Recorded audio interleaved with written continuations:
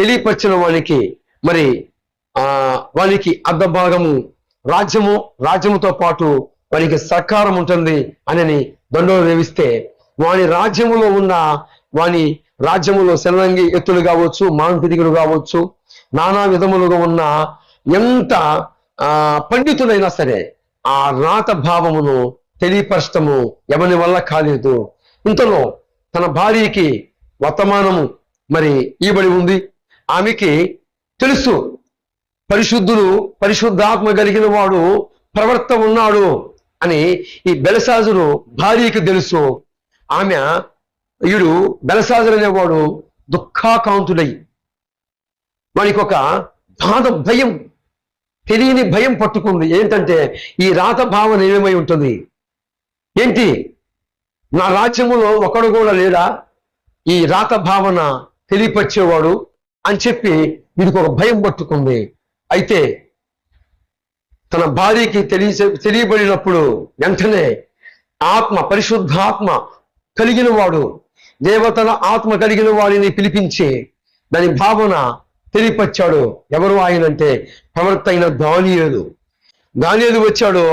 ఒరే అబ్బాయి, నీ ఆస్తి నీ వద్దే ఉంచుకో, మరి నేను ఆ భావన తెలియపరుస్తాను అనగా ఈ దానియేలు గ్రంథము 25వ అధ్యాయము 25వ వచనములో మరి 5:25 వచనములో ఈ మాటలు ఉన్నాయి. ఈ వాక్య భావం ఏమనగా మెనే టేక్ కేర్ అనగా దేవుడు నీ ప్రవర్తన విషయం అంతా కూడా లెక్క చూశాడు. మరి ఆయన నిన్ను త్రాసులో ఉంచాడు. నీవు తక్కువగా కనిపిస్తుంది. మరి ఆయన నీ రాజ్యమును మాదీలుకును మరి పారిశీకులను ఈ రాజ్యము వారికి అప్పగించబడుతుంది. నీ వద్ద నుండి నీ అధికారము ఇతరులకు ఇవ్వబడుతుంది. తరువాత నీవు దేవుని పాత్రలలో నీవు ఆ అపవిత్రతను కలిపి మొత్తుడై ఉన్న కారణాన్ని బట్టి నీ ప్రవర్తన విషయం అంతా కూడా దేవుడు లెక్క చూశాడు, ముగించాడు. నీవు తక్కువగా కనిపిస్తేవి, నీవు ఇక సంపబడతావు, దేవుని ఉగ్రతని నువ్వు త్రాగుతావు, ఆయన కోపమును త్రాగుతావు గనక ఇక చనిపోతావు అని దానియేలు చెప్పి ఆ రాత భావన వెళ్ళిపోయాడు. దానియేలుని 3వ అధికారిగా ఈ యొక్క బెల్షాజరు పట్టం కట్టి లోకమందు యెహోవాయే దేవుడని వీడు కూడా మరలా మరి శాసనము రాయించి ఇక కనుమరుగైపోతాడు. అయితే నేను ఈ మాట ఎందుకు చెప్పానంటే ఇటీవల నిన్న కాల సమయంలో ప్రజలందరూ కూడా కూడి ఉండి దేవుణ్ణి గణపరుస్తూ ఉన్న దేవుని మందిరములోకి కొంత దుష్టము ఒక బయలు వెళ్ళారు. అయితే ఒకటి మటుకి నిజం, ఎందుకనగా వారు మారాలి. ఈ బెల్షాజరుకు పట్టిన గతి వారికి పడుతుంది. ఇది వాస్తవం అండి, ఇది నిజమండి. గత కాలాలలో నేను కూడా పచ్చి వ్యతిరేకిగా ఉన్నాను. విదేశీ సంబంధించిన దేవుడు మన స్వదేశం మందు చాలా మంది దేవతలు ఉన్నారని ఎర్రవిగారు. ఈ బెల్షాజరు కూడా కర్ర మరి గడ్డి రకరకాలైన ఎండి బంగారముతో పొయ్యబడిన దేవతలని సృష్టించాడు ఈ బెల్షాజరు అనేవాడు. అంటే సృష్టికర్తని వదిలిపెట్టి మరి సృష్టికి సాగిలపడ్డాడు ఈ బెల్షాజరు అనేవాడు. అయితే భగవంతుడు సృష్టించిన సృష్టికర్త అయిన ఆయన ఉగ్రతని బెల్షాజరు మీదకు వచ్చింది. మరి నిన్న కాల సమయంలో ఆ మందిర ఆభరణలోకి కొంతమంది మత్తోన్మాదులు దొరబడి వారు చేస్తున్న ఆ ప్రార్థనలను వారికి భయం వచ్చింది. గడ్డగడ్డ యేసు అనే నామము ఎక్కడ ప్రకటింపబడుతుందో అక్కడ దుష్ట సాతానుడు గడ్డ ఉణుకుతాడు అనే దానికి ఇదే మీకు మరి సూచన. గమనించి బెల్షాజరుకు పట్టిన గతి వీరికి కూడా పడుతుంది. వారు మారాలి, లేదా ఈ లోకము నుండి యాత్ర ముగియాలి. బెల్షాజరు ఈ లోకములో ఉన్నాడా? లేడు. వాడు అనుకున్నాడు వాడి పార్టీ నిమిత్తము దేవుని పాత్రలు పరిశుద్ధులు ప్రభు బల్లారాధన సంస్కారంలో ఉన్న ఆ పాత్రలని మొత్తు పాత్రలుగా చేసిన ఆ యోతువుని బట్టి బెల్షాజరు అనేవాడు ఆ రాజు అనేవాడిని లేకుండా చేశాడు.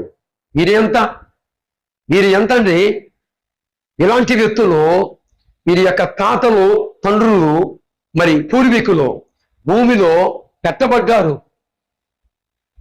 ఇలాగనే కోరాకు, అభిరాము, దాతాను అనేవాళ్ళు, ఈ ముగ్గురు వ్యక్తులు కూడా ఎలాగని విర్రవీగారు, తన దాసులకి వ్యతిరేకంగా ఉన్నారు. అయితే వారు ఎక్కడున్నారు తెలుసా? భూలోకములో కాదు, భూమి కింద భాగములోకి వెళ్ళిపోయారు. వెరసి ఇకనైనా మారండి. ఇలాంటి మతోన్మాదులకి ఈయన కౌంటును గమనించి భయపడవద్దు. ఇలాంటి దుష్టమోహకి భయపడవద్దు. శక్తి సముద్రులుగా మేము ఉన్నాం, మాకు తెలియపరచండి, గలమెత్తుదాం. మరి పోలీసు అధికారులు కూడా మరి తెలియపరుస్తున్నాం. మరి వెంటనే కేసులు నమోదు చేయాలి. మరి వీరి మీద మరి సెక్షన్లు మరి ఎన్ని సెక్షన్లు అయితే ఉన్నాయో అవన్నీ కూడా మరి ఏపీ ముఖ్యమంత్రి మరి సీఎం గారు చంద్రబాబు నాయుడు గారికి విన్నపిస్తున్నాము. యావత్తు క్రైస్తవం మరి గలమెత్తుతుంది. సత్య సముద్రులుగా ఉన్న వారందరూ కూడా గలమెత్తుతారు. మరి ఇదే పరిస్థితి మరి దేవాలయాల్లోకి వెళ్ళి యేసు ప్రభువును నమ్ముకోమంటే ఎవరన్నా నమ్ముకుంటారా? నీకు ఇచ్చిన అధికారాన్ని నువ్వు వినియోగించుకో, నువ్వు ప్రకటించుకో. మారేవాళ్ళు మారుతారు. మరి మాకు ఇచ్చిన స్వతంత్రమును బట్టి మేము కూడా ప్రకటిస్తున్నాం. ఏ క్రైస్తవుడైనా దేవాలయంలోకి వెళ్ళి మారమని చెప్పారా? ఎక్కడ చెప్పలేదు. ఇచ్చిన హక్కులని వినియోగించుకుంటూ యేసు ప్రభువుని నమ్ముకోండి. ఆయన మార్గము, మతము అంటే అభిప్రాయము, తెలుగు నిఘంటు ఇస్తున్న సాక్ష్యాన్ని మీ ముందు ఉంచుతున్నాను. మరి దృష్టించి అధికారులుగా ఉన్నవారు చర్య తీసుకోవాలని, మరి ఇలాంటి మత కుల వ్యవస్థ ఇలాంటి వ్యక్తులు ఎక్కడైతే ఉన్నారో వారందరూ కూడా వారి పైన కేసులు బనాయించాలి.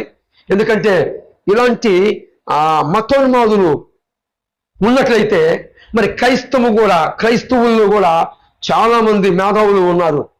ఈనాడు కరుడుగట్టకెళ్ళిన ఏఎన్ రౌడీస్పేటలో ఉన్నారు. చాలా మంది ఈరోజు మారి సాక్షులుగా ఉన్నారు. ఈనాడు యేసు ప్రభువును నమ్ముకొని వారికి ఆనాడు యేసుకి ఎలపటం ఉన్నప్పుడు ఎంత కోరిలో, ఎంత ఒక సింహము కంటే, ఒక మృగాల కంటే వారు క్రీస్తుకు ఎలపటం ఉన్నప్పుడు ఎంత వారి జీవితాలు చూస్తే, ఒక్కొక్కరి చరిత్ర చూస్తే చాలా భయమేస్తుంది వారు ఇస్తున్న సాక్ష్యాలు బట్టి.